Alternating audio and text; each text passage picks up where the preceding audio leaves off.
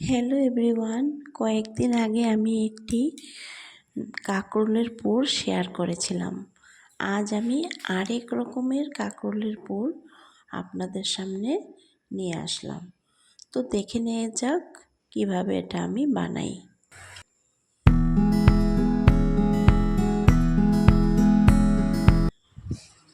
তো এই পুরটি বানানোর জন্য আমি আগে কাঁকরোলগুলিকে ভালো করে উপরের বাকলটা এভাবে ছুলে নিব। প্রত্যেকটি কাঁকরোলকে আমি এইভাবে উপরের বাকলটা ছাড়িয়ে নিয়ে আমি মাঝখানে অর্ধেক করে নেব প্রত্যেকটি কাঁকরোল। দেখুন আমি কিভাবে বানাই।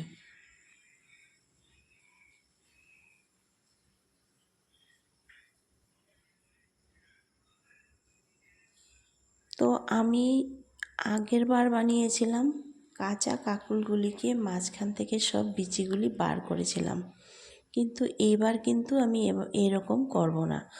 আমি আগে এগুলিকে সেদ্ধ করে নিব, তারপর আমি মাঝখান থেকে বিচিগুলিকে বার করব। তো এটা হলো আরেকটা পদ্ধতি। আমার রান্নাগুলি আপনাদের কেমন লাগে? যদি আমার রান্না আপনাদের ভালো লেগে থাকে তো অবশ্যই আমাকে একটু সাবস্ক্রাইব করে আমার পাশে থাকবেন। আপনারা যদি নতুন হয়ে থাকেন আমার চ্যানেলে তো অবশ্যই আমাকে একটু আমার চ্যানেলটিকে সাবস্ক্রাইব করে বেল আইকনটি প্রেস করে রাখবেন, তবে আমার নিত্য নতুন ভিডিওগুলি আপনাদের সামনে সবার আগে চলে আসবে। তো আমি কাঁকরোলগুলিকে একটু সিদ্ধ করে নিলাম। সিদ্ধ করে নিয়ে আমি কাঁকরোলগুলিকে সাইডে নামিয়ে নিলাম। এখন আমি কিছু পেঁয়াজ কুচি কুচি করে কেটে নেব, সঙ্গে কাঁচা লঙ্কা, রসুন নিয়ে নেব। তো আমার কাঁকরোলগুলি কিন্তু সিদ্ধ হয়ে গেছে।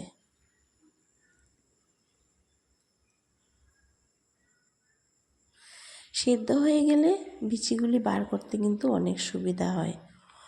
আর আমি বিচিগুলিকেও কিন্তু একটু হালকা বেটে নিব এগুলিকে বার করে। শিলনোড়াও করতে পারেন, আপনারা মিক্সিতেও করতে পারেন।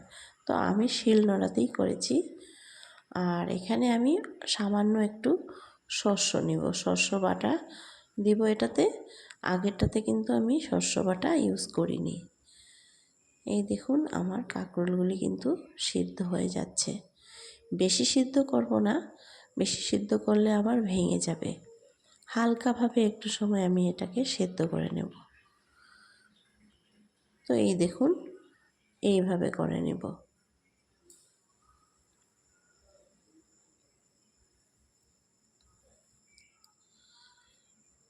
আমার ভিডিওগুলি আপনাদের যদি ভালো লেগে থাকে তবে কমেন্টে একটু নিশ্চয়ই জানাবেন।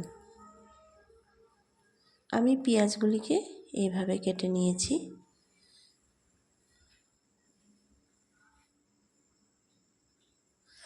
সব কিছু কিন্তু এটাতে কাঁচাই থাকবে। আর ভিতরের সব বিচিগুলি আমি বের করে নিয়েছি। এই দেখুন।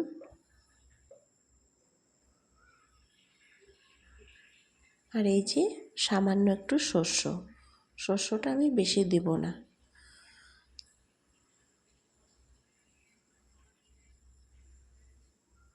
তো আমি সবগুলি এখন একটা বাটিতে নিয়ে নিলাম। পেঁয়াজ কুচি আর রসুনগুলিকে অল্প কুচি কুচি করে নিয়েছি, আর লঙ্কা কুচি। আর এখন আমি এখানে একটু নুন দিয়ে মেখে রেখে দিব, তাহলে কি হবে, এটা একটু নরম হয়ে যাবে। আর সেই বিচিগুলি যে আমি একটু শিলনোড়াতে বেটে নিয়ে এখানেই দিয়ে দিব। দিয়ে আমি এখানে শস্য বাটাটাও দিয়ে দিব। শস্য বাটাটা কিন্তু একেবারে শুকনা শুকনা করে বাটতে হবে। এখানে দিয়ে আমি একটু নুন আর একটু লঙ্কা গুঁড়ো আর একটু কাঁচা সরষের তেল দিয়ে আমি এটাকে ভালো করে মেখে নিব।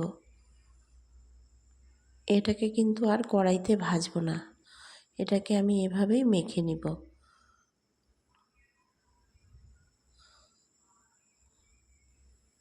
তো মেখে নিয়ে আমি প্রত্যেকটি কাঁকরোলের ভিতরে এটাই আমার পুর, এটাকে ঢুকিয়ে দিব সবগুলি কাঁকরোলের ভিতরে। তারপর আমি একটি ব্যাটার তৈরি করে নিব। বেসন, চালের গুঁড়ো আর একটু আটা, আর ওখানে একটু কালি জিরা দিয়ে দিব, আর একটু হলুদ আর নুন দিয়ে একটি ব্যাটার তৈরি করে নিব। কাঁকরোলগুলি এভাবে রেডি হয়ে যাওয়ার পর আমি সেই ব্যাটারে ডুবিয়ে ডুবিয়ে কিন্তু কাঁকরোলগুলি তেলের মধ্যে ভেজে নিব।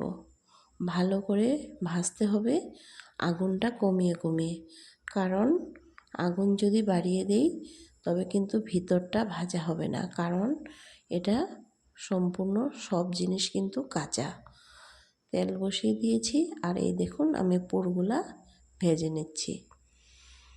তো হালকা আগুনে এগুলি ভাজতে হবে, তবেই কিন্তু অনেক সুস্বাদু তৈরি হবে। এটা কিন্তু একেবারে আলাদা টেস্ট। আগের পুরটা একরকম টেস্ট ছিল, এটা কিন্তু সম্পূর্ণ আলাদা। তো যদি আপনাদের ভালো লেগে থাকে একবার নিশ্চয়ই বাড়িতে ট্রাই করে দেখবেন। আর আমি আশা করি আপনাদের নিশ্চয়ই খুব ভালো লাগবে। তো সবাইকে অনেক অনেক শুভেচ্ছা ও শুভকামনা জানালাম। সবাই ভালো থাকুন, সুস্থ থাকুন। আর আমার চ্যানেলটি ভালো লাগলে নিশ্চয়ই একটু সাবস্ক্রাইব করে নেবেন, এটাই আমি আপনাদের কাছে অনুরোধ জানালাম। নমস্কার।